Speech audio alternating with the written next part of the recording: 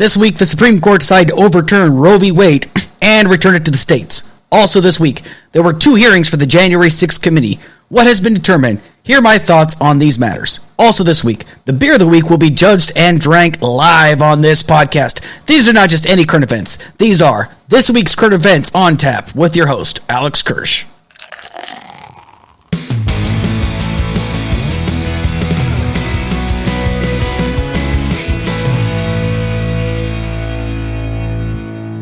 What is going on, everybody? Oh my God, is it good to be back in the saddle again. It has been a very long time since I have done a podcast. I did think that I was going to do a little bit of video streaming. Unfortunately, the internet that I have right now is not exactly up to par right now, but however, I have found that I still can do audio podcasting.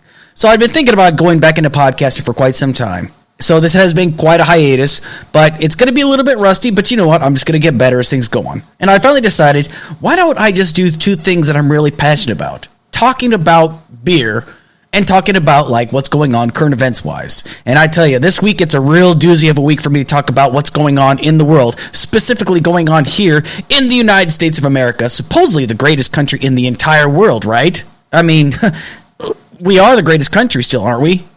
Well, let's find out throughout this entire episode. So, first things first, before we kick these things off, let's talk about the absolute beer of the week. The beer of the week is Founders Solid Gold, which is a Founders Brewing company that's located here in the state of Michigan. The brewery started back in 1997. This beer was first initially made in 2008. The alcohol percentage of it right now is 4.4%. It can be found at your local grocery store throughout the state of Michigan. I purchased this beer in a 15-pack at my local VG's near my house. I am now going to rate it based upon these 4 categories: the price, the pour, the aroma, the taste, and then give an overall rating at the end. And these are all ratings out of 5. First things first, the price. The price is, I give it a 5 out of 5. It's affordable for a 15-pack of cans. Now, I have not seen it in bottles yet, but for a pack of cans, it's really, really inexpensive. It's less than like about $10 at the local grocery store. So I definitely got to give this one a 5 out of 5. The pour. Now, everybody knows, anybody that's worth their weight in salt knows that a beer, based upon its pourability, really determines the amount of flavor and the amount of head that you have at the top of the beer. So anybody that knows that when you pour a beer, you actually tilt it at an angle. And as you start to pour it, you got to rotate the beer. You got to rotate the beer and the glass that you're pouring it into. That way you can actually have the adequate amount of head and the adequate amount of beer within it. I've seen it all the time. I've seen it at bars. I've seen it in places like Germany and bars across the country. And I tell you what, if you perfect that good pour of that beer, you know that you're going to get a nice tasting beer with plenty of head in it. The aroma, that's a 4 out of 5. I like how it has a nice, clean, malty smell to it. It's not overpowering, and it's very, very pleasing to the senses. I just take a sniff of an alcoholic beverage anyway before I drink it. So again, I give that a 4 out of 5. The taste is a 4 out of 5. A smooth, clean, crisp taste. The aftertaste is especially refreshing when it is nice and hot outside. It has a nice, crispy, grainy flavor. Sort of like it's as described as a corn-like sweetness and a doughy finish. Very clean, very, very tasty. It is, in fact, a very great beer, so I'm going to give this beer a 4 out of 5. It's a great beer. I am a huge fan of it, and I'm going to continue to keep buying it. I'm going to continue to promote companies because, honestly, I am more in favor of small-time brewer companies or even, like, not even the big mainstream brewing companies because, you know what? I like supporting the average small business. Anyway, let's get on to current events.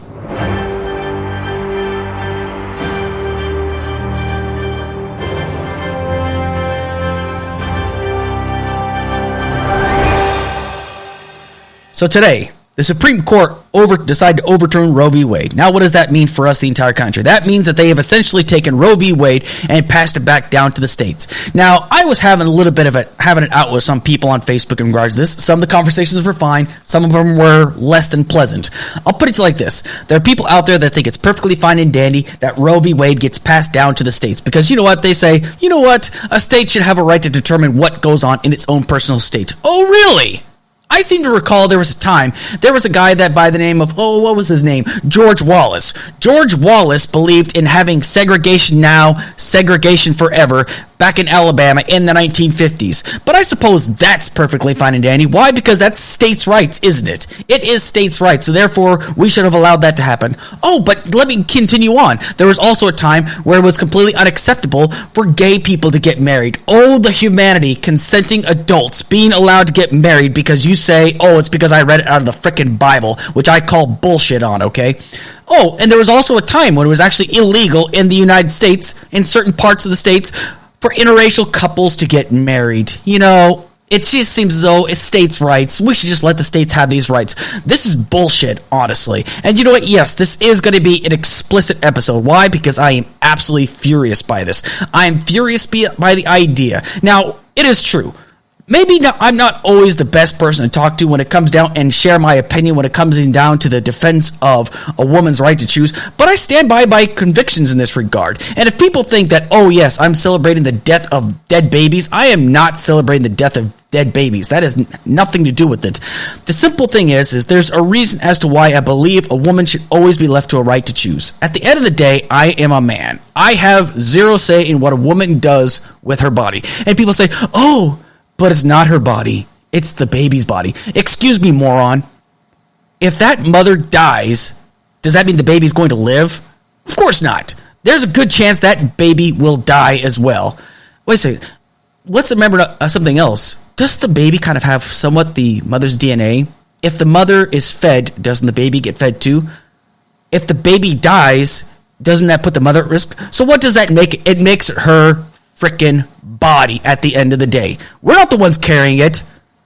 Get your minds right, people. Start using some common sense about this. Get your feelings out of it. Now, the reason why I'm using my feelings in regards to this is because I'm a firm believer that a woman does have a right to choose. And by them passing it down to the states, you think you're saving lives? You're not. You're making it more difficult. As a matter of fact, you are making it impossible for middle and lower class women to be able to find the opportunity to get out there and actually get the care that they absolutely 100% need. Because I'll put it like this. The rich, wealthy people, if they get pregnant and they don't want the baby, they can fly to these other states that have abortion, that will give them that right. And they will get to have that procedure done. No questions asked, no problem. But it's the lower to middle class people that are going to have it more difficult. Why? Because they have the same dead-end job. And I'm not trying to knock on them having those jobs. But the fact of the matter is, it's expensive to travel from one state and have to drive like 2, 3, 4, 5 states over just to get a procedure done, let alone the fact that now that it's going to be more difficult, more people are going to be coming to these states, which means there's going to be a backlog, and it's going to make it much harder for these women to get these abortions. But you guys don't think about that, do you? So what's this going to happen then? It is going to result in women getting these back alley abortions. Because for those of us that are staunch, believers in the Second Amendment, right, where we believe that just because you outlaw guns, it does not mean that criminals are just going to obey the laws. That just means that there's people going to go out and get guns anyway. The same thing applies for abortions. These women are going to become desperate. You are taking away their abilities and their rights. But let's go over some real statistics, okay, before you all start freaking out on me and say, oh, what about the babies? What about all the infanticide? What about when a certain person said that a woman will give birth and then she and the doctor will decide to execute the baby, which never frickin' happens, okay? It does not happen. You need to get out of your frickin' shell and stop thinking like this, okay? Let's break down some facts, okay? 90% of abortions take place in the first trimester, okay? The first trimester, okay? But there are states out there that have bans in place for abortions that are after 6 weeks of pregnancy. But that's even before some women even know they're pregnant. Some women don't even find out until 8 weeks that they're pregnant. Hell, I've known somebody, his wife didn't find out she was pregnant until like 6 months in because her cycle is just so out of whack. But now some of these states are going after certain apps that women might use to keep track of their cycle. It already happened in Missouri. In 2019, there was a man that gained access to women's data and was trying to use that to find out if these women were having abortions, to keep track of that. Now, I thought the Republican Party was the party of personal responsibility and does not want government overreach. Well, bull frickin' shit. That seems to get tossed right out the window right now. They don't really give a shit at the end of the day, okay? It's not about the life of the child. It is about control at the end of the day. Do you know how I know this is not about life? Do you know how I know this is not about the welfare of the children? Because at the end of the day, these guys do not give a damn about the life of these children. All right? Do you know how I know this? These are some statistics that I looked up today. This is where we rank our country and throughout the rest of the world. The U.S. ranks 33rd out of 36 Organization for Economic Cooperation and Development. OECD is the places where countries, including the United States, come together to seek solutions to common problems. We rank 33rd out of 36 countries across the world. Now, I could go over the list, but that's going to be too boring. I don't want to cover all these countries, but the fact of the matter is, we rank 33rd out of 36 when it comes down to dealing with these situations. We rank 11th in healthcare, 55th in maternal deaths, 42nd in children's well-being, and last overall amongst industrialized countries with a rate of 23.8 deaths per 100,000 pregnancies.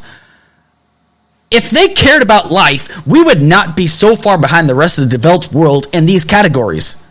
Honestly, I used to be the kind of guy that would say, you know what, healthcare is a privilege, it is not a right. My position on that has changed significantly. We could actually save more money if we actually did have healthcare for all. And I'm going to go a little personal with this. Recently, I had a visit to the hospital. A hospital like that could have cost me thousands and thousands of dollars, but because I'm covered under the TRICARE program because of my service in the military, we only paid, I can't even remember how much we paid. It was insanely cheap. But guess what? Not everybody has that privilege. Not everybody has that. And for those that will say, well, how are we going to pay for this? It's easy. Because whether you realize it or not, we are already paying for other people's health care already.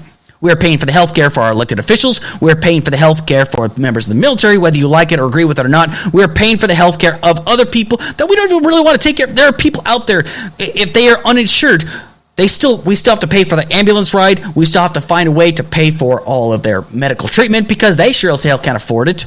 They're uninsured, but they still got to get treatment. We could save so much money in regards to this, but yet the thing is, these big, scary conservatives are all going to be scared because they think that evil socialism's going to come out to get them. That's right. They are thinking that just because we want health care for all, and we think that health care is a right, that is socialism. That is not even what the definition of socialism is. And if you think that the quality of care in this country is going to deteriorate because we want health care for all, you are living in a dream land. We already stated we are 11th in healthcare, but we are supposedly the greatest country in the world, but yet we are 11th in healthcare. What category do we lead in regards to making us the greatest country in the world? Answer that question for me. But it gets worse. It gets so much worse. Clarence Thomas wrote in an opinion piece in regards to this that we need to look into future cases. We should reconsider all of this court's substantive due process precedents, including Griswold, Lawrence, and Obergefell. I might have butchered that name, but I don't care right now. So let me go over what these all are. Griswold is the states having no rights to ban contraception for married couples. I say that again. They have no rights to ban contraception for married couples. Contraceptives are essential. They are part of healthcare.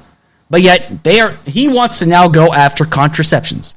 More than likely, that even means he probably wants to go after condoms too. If you think he's not going to do that, guess again. This could very well be the next step. And I'm not trying to scare people. I'm simply trying to tell you what the score is, where we stand right now. I was hoping that they were not going to overturn Roe v. Wade. But guess what? It's being sent back down to the states. The next one, Lawrence. Making same-sex activity legal at every state and the United States territory, meaning sodomy, could either mean anal sex or oral sex, however you want to put it. Essentially, he is trying to get inside the bedroom and basically determine what you can or cannot do with your loved one, your spouse, or whatever activity you might be having, whether you're same sex or not the same sex. What is wrong with this? This is such a huge problem. Do you want the government stepping in to tell you what you should or should not be doing in the comfort of your own bedroom with another consenting adult? That is ridiculous. But wait a second. Didn't I just cover that the fact that the conservative base says that we are the party of personal responsibility? We want to make sure that nobody has any say in what we do or can or say or do. Well, guess what? Clarence Thomas is basically proving you all as liars at the end of the day. Obergefell is where same-sex marriage was legalized. That's right. Between consenting adults. Consenting adults. Keyword, consenting adults. Doesn't say anything about children. Doesn't say anything about animals, Ferris wheels, trees, what have you. It says simply consenting adults. Listen, we are not asking for much. These people are trying to take away civil rights, because if you can justify taking away one person's civil rights, you can justify doing it to anybody tomorrow. That's why I'm against torture too, because if you can justify doing it to one group of people, you can justify doing it to just about anybody. But hey, y'all said that you don't want government intervention, right? Well, it seems as though now you do. Now you're not saying anything. You're saying, oh, well, now life has been given a chance. This isn't about life. This is about rights. You don't give a shit about rights. You don't give a shit about life. It's that simple.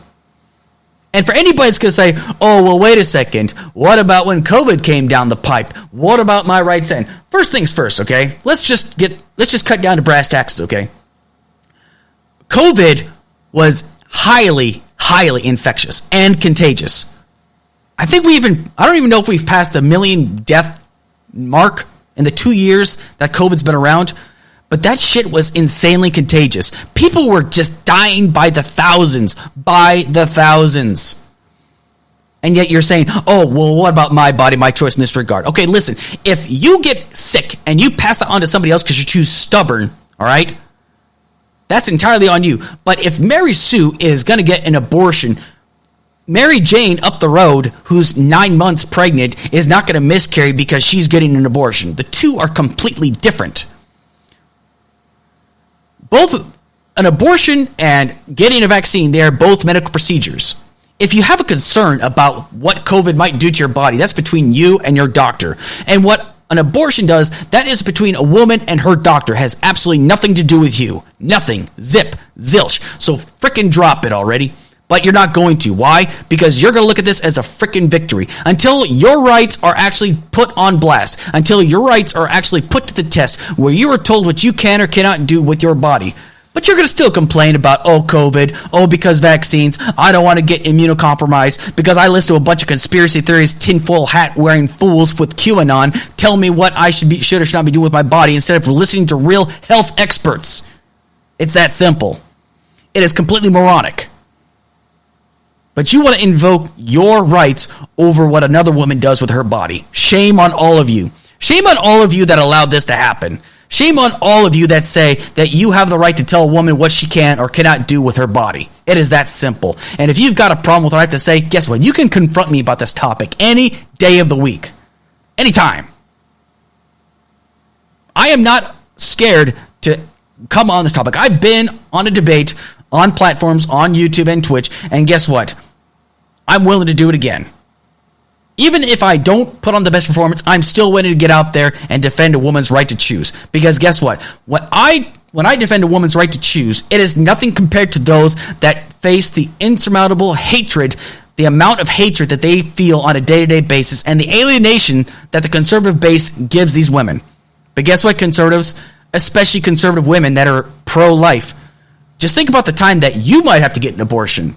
What are you going to do then? Answer me that. Get back to me when you give me a good answer. Anyway, on to the next topic. January 6th.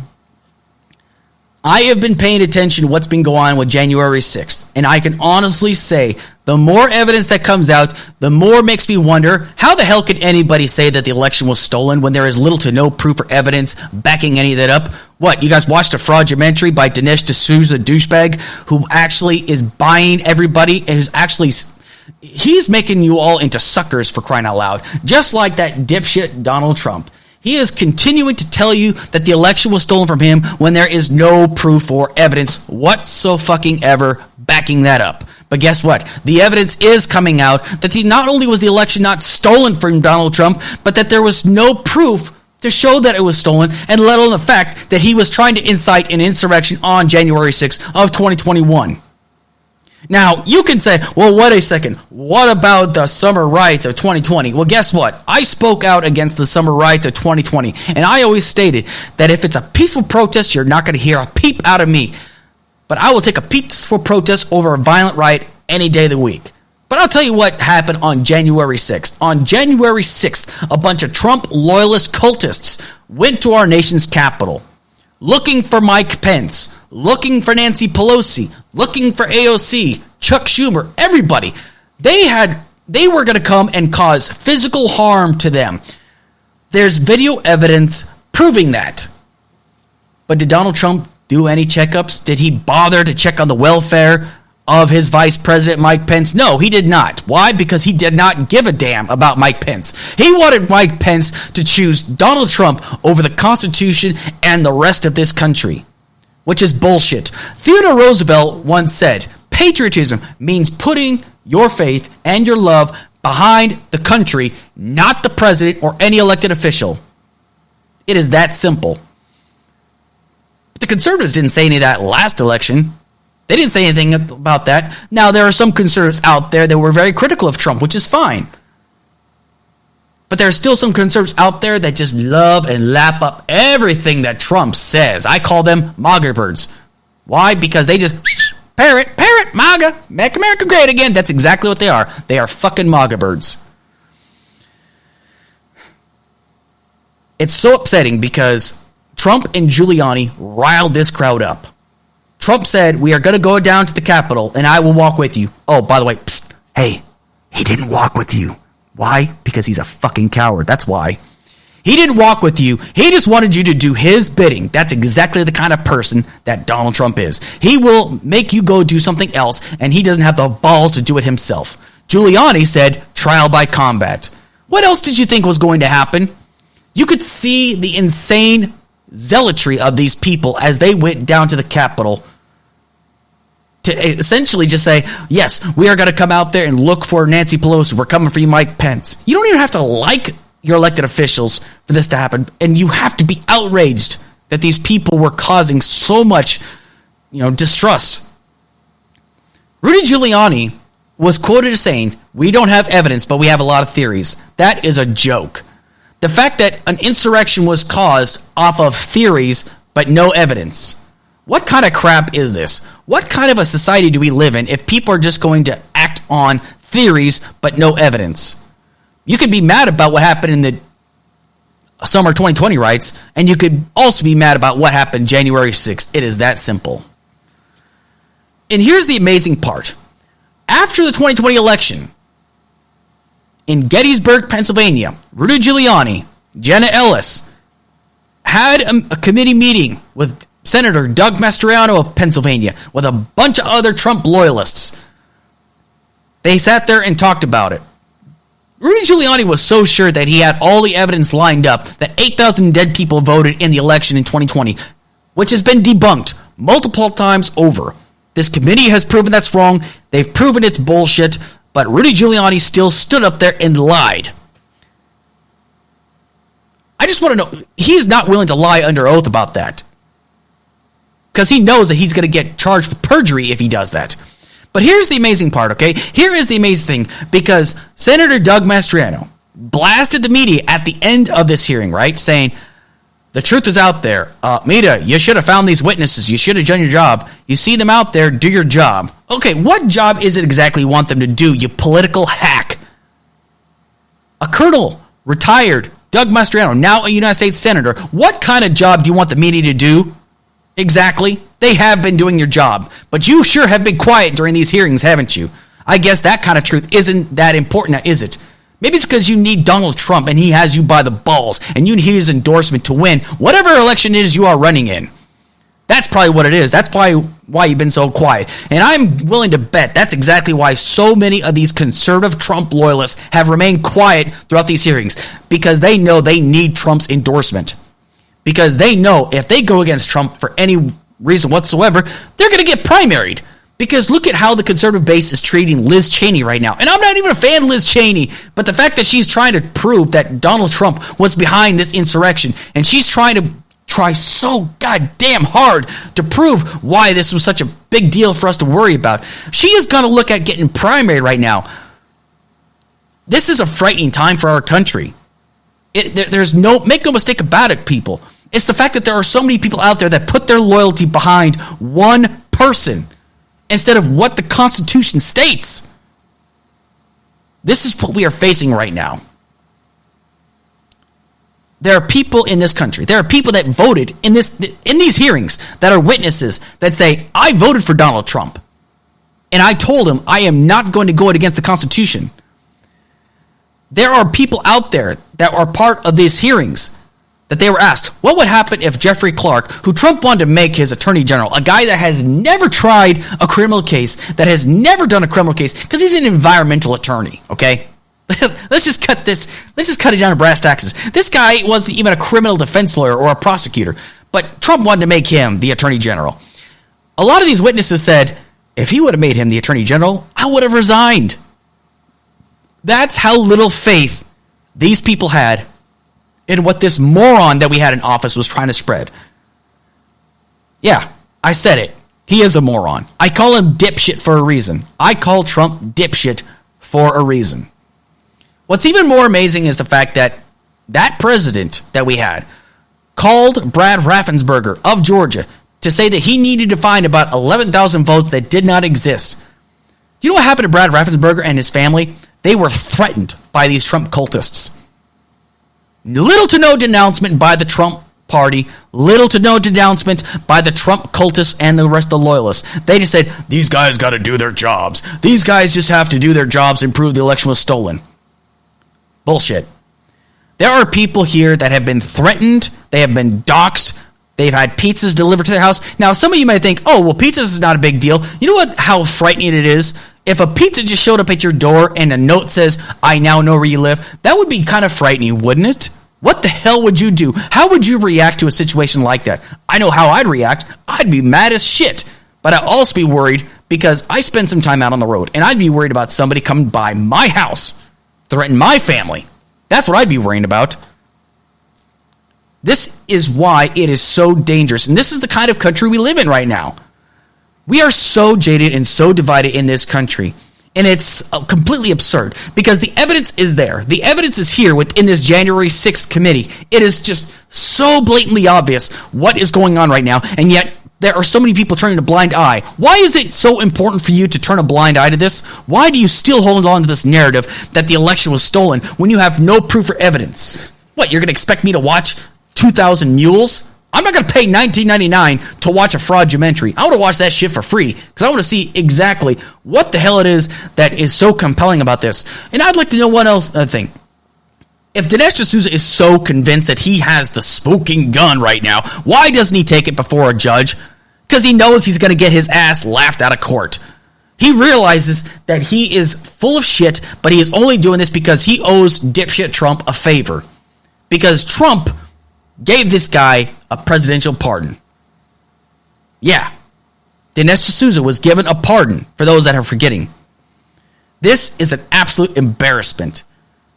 I still love my country, but good God, do I hate some of the people in it. And I'm not ashamed to admit that. I am not ashamed to admit it, that there are a lot of moronic people in this country.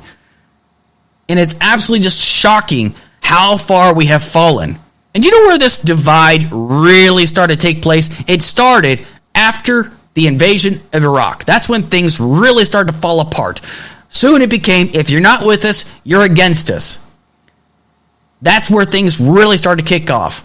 Because the next thing you know, anybody that was slightly critical of the war in Iraq, you were deemed a traitor that hated your country and you hated the military. And then when Obama came into office, if you didn't support him, you were automatically a racist. However, if you supported him, that means you were a socialist, Marxist, and you hated your country. And you only voted for Obama because of his skin color. For the record, I didn't even vote for Obama. I voted, well, in 2008, I didn't vote because I was in Iraq. In 2012, I voted for Mitt Romney. Why? Because I felt like Obama wasn't doing a great job, and I own up to that. In 2016, I voted for Gary Johnson. And in 2020, I voted for Joe Biden. Is Joe Biden doing a great job? No, but he's been given a shit sandwich. Let's make no mistake about that. Let's just be completely real about this. There was no peaceful transition of power. Joe Biden has pretty much had to deal with a pandemic. He's had to deal with inflation. He's had to deal with gas prices. He's had to deal with having a tangle with OPEC. He had to deal with the withdrawal from Afghanistan. And guess what? Things still are not looking good in this country. Some of it, yes, is his fault. But it's not all his fault. Because guess what? They tried to put forward legislation to help restock shelves so baby food didn't run out. The Republicans voted against it. They wanted to put up there to make sure that there was a bill to make sure that veterans got proper care from burn pits. Republicans voted against it. They also wanted to prevent price gouging at the pumps. The Republicans voted against it. You can argue, oh, well, Democrats did this too against Trump. Yeah, I get that. I freaking get that. But this is where the divide has really come into play. It's because there are people out there that are willing to fight against the best interest of our country, and they put their party first.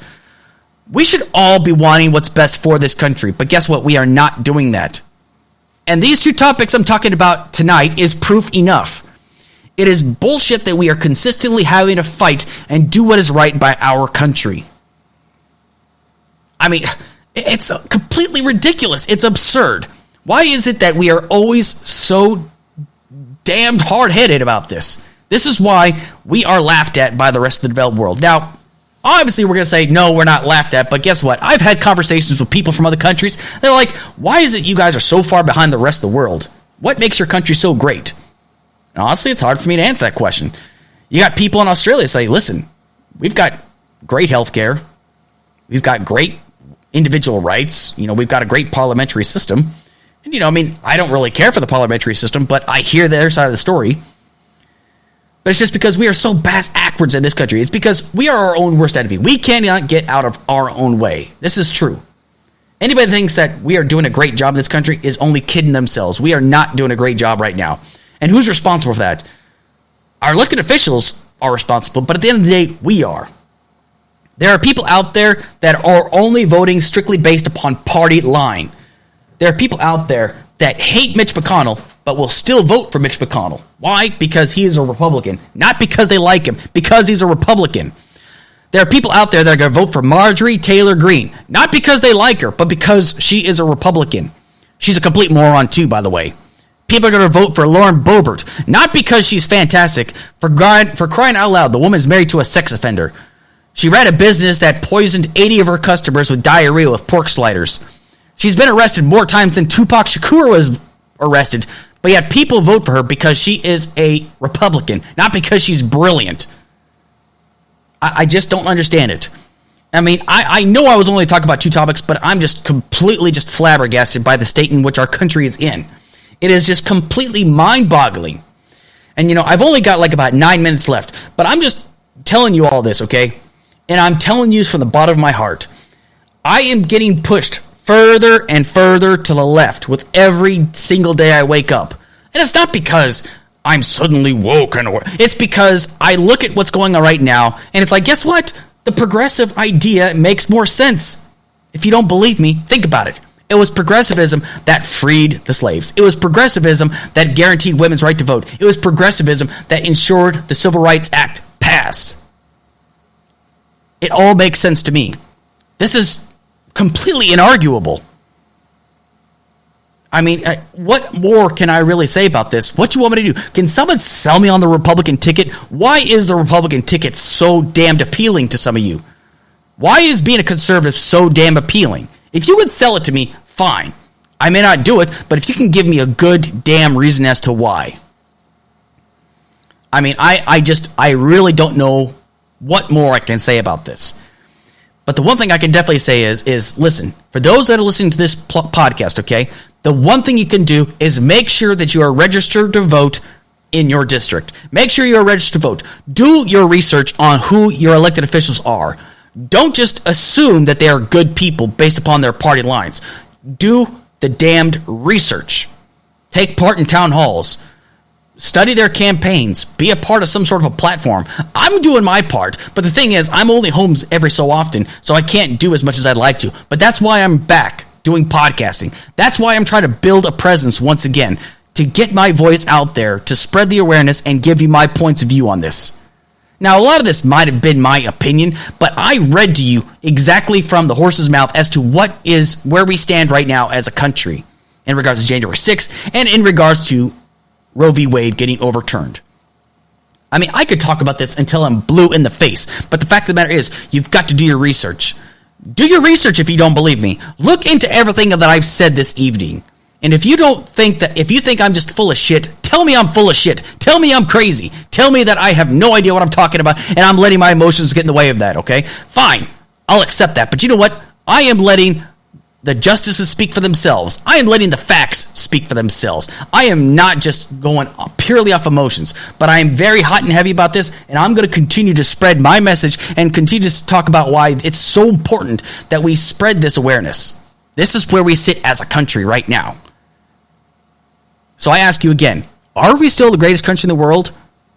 When have we been the greatest country in the world? In every category. Number one in every category. That's what I would like to know. I want our country to be better, for crying out loud. That's all I want. But we are taking so many steps back. It is 2022, but now we're starting to treat things like it's 1950 all over again. And this is absolutely abhorrent. It is frightening to think about, honestly. And I'll say it to you before I close up shop. I really do want things to get better for this country. But I did predict, after the 2020 election, regardless of who was in office, it was going to be a very long, hard road ahead. And it is. It still is. It is a difficult time right now, especially in this country with everything going on. And I knew whoever's going to be the president, they were going to get all the blame, regardless of who was in office. I predicted this. But nobody believed me. They said I was crazy. Hey, you know what? Screw it. If I'm ever wrong about something, I'll take it on the chin, and I'll say, you know what, I was wrong. I'm man enough to admit that, but I'm not wrong about this. What's happening right now is dangerous, and we cannot allow it to continue. So get out there, study, learn about your candidates, learn about where their positions are, and get out there and vote. Do not let anybody take away your rights to vote. Do not let anybody tell you where you can or cannot vote. Do not let anybody dictate to you where you're out of line. Get out there. Make your voices heard. Stand up for what's right. Do not let anybody bully you and telling you where you're out of line. Get out there and vote. That's all I can tell you. Study the issues. Know the issues. Don't take it word of mouth. Look it up. Study the material. It is that simple. I just want to take the time to thank everybody that's taken the time to listen in on this podcast. Expect me to be on every Friday night at 6 p.m. If I can't be on Friday, 6 p.m. Eastern Standard Time, I'll be sure to update you when I can be on the next available time. But this is my goal. Every Friday, 6 p.m. Eastern Standard Time. Every week, I will be going over the current events of this week, and I will be reviewing the beer of the week. Why? Because I love the taste of beer at the end of the day. Anyway, people, eventually I'm going to hopefully get my slogan put into play. That way it's going to be nice and catchy. But anyway, all I'm going to say is right now, thank you everybody for tuning in. Thank you all, and have a good evening.